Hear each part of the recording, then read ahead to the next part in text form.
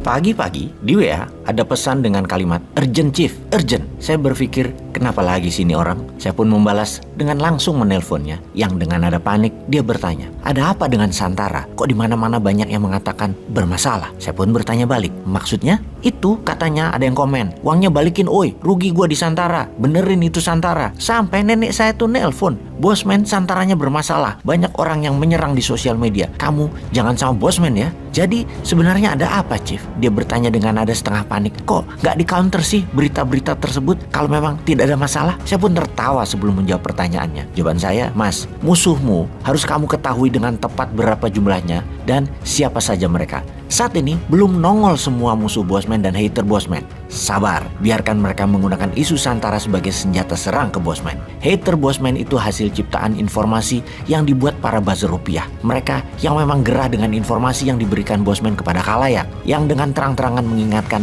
semuanya bahwa Indonesia itu lebih baik jika tidak berhutang misalnya. Printing money berbasis proyek, jangan komunikasi publik pakai buzzer karena strategi yang dipakai adalah membelah bangsa. Karena strategi buzzer itu segregasi atau separasi, itu istilah kadrun kampret misalnya. Dan tugas utama mereka serang semua yang beda, dibunuh karakternya dengan hal receh tak terbukti yang diulang-ulang, full fitnah dengan info sepotong-sepotong. Santara termasuk yang diserang karena konsep bottom of pyramid berkonsolidasi adalah antitesa BUMN dan oligarki. Itu adalah bagian dari economic model yang namanya MMT, Modern Monetary Theory. Bagi kita, biarkan isu Santara itu diputar-putar oleh para buzzer dan diterima oleh para hater ini viral lebih banyak lagi. Sampai kita tahu seberapa banyak musuh kita dan seberapa banyak senjata serang mereka. Kita lihat. Ketika saya menjawab, biarkan sampai semua keluar, maka sahabat saya ini komen, oh itu toh Chief yang namanya strategi Hornet Nest. Saya pun menjawab singkat, ya.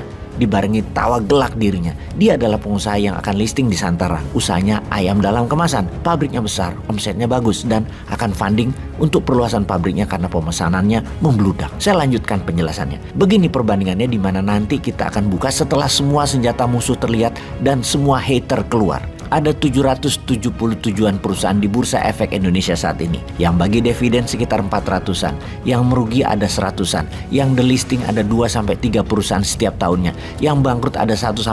Ini informasi sekilas. Detailnya cek di OJK dan di IDX. Bangkrut itu investornya rugi. Pastilah. Tapi apakah IDX dihujat? Ya tidak. Orang buzzer tidak ditugaskan serang IDX. Gimana sih? IDX itu banyak perusahaan oligar di sana. Santara itu platform. Seperti halnya IDX, ada 88 perusahaan listing di Santara, 6 bangkrut karena COVID dan efek lainnya, 68 perusahaan bagi dividen. Secara presentasi, lebih bagus prestasi Santara dibandingin IDX. Hampir 77% bagi dividen penerbit di Santara. Di Santara, ada yang awalnya hanya 2 cabang, sekarang menjadi memiliki 9 cabang pet shop yang listing di Santara. Kamu Pet Shop namanya. Ada yang omsetnya 1 bulan 1 miliar sebelum listing di Santara, sekarang 4 miliar sebulan omsetnya. Namanya Libra, yang bidangnya online shop, jualan bahan, panci, peralatan rumah tangga. Ada yang cabangnya 3 jadi 10, Bento Kopi namanya, di daerah Jogja, Malang, dan Surabaya. Tapi nantilah kita sebarkan. Biarkan hater yang memviralkan Santara kita, biarkan leluasa memviralkannya, memfitnah Santara tepatnya. Salah satunya nanti kita somasi dan dalam 3 hari langsung kita tutup. Santai kok. Kita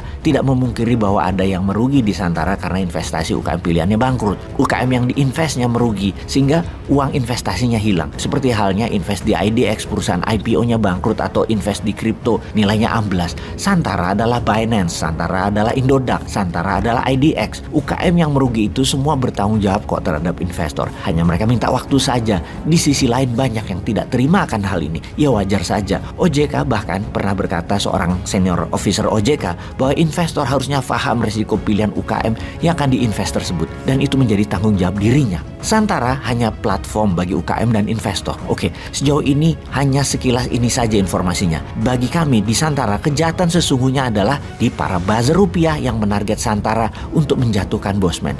Kami tidak menyalahkan hater karena mereka korban propaganda. Tujuan propaganda memang merubah pikiran, changing mindset terhadap publik agar orang yang berbeda dengan arus mereka terlihat salah dan harus dibenci. Sederhana kok produk propaganda mereka itu, pasti kebencian. Buzzer rupiah sejauh ini kita biarkan dulu. Nanti setelah tahun 2024 di mana perlindungan terhadap mereka sudah selesai, lihatlah tulah apa yang akan mereka dapat.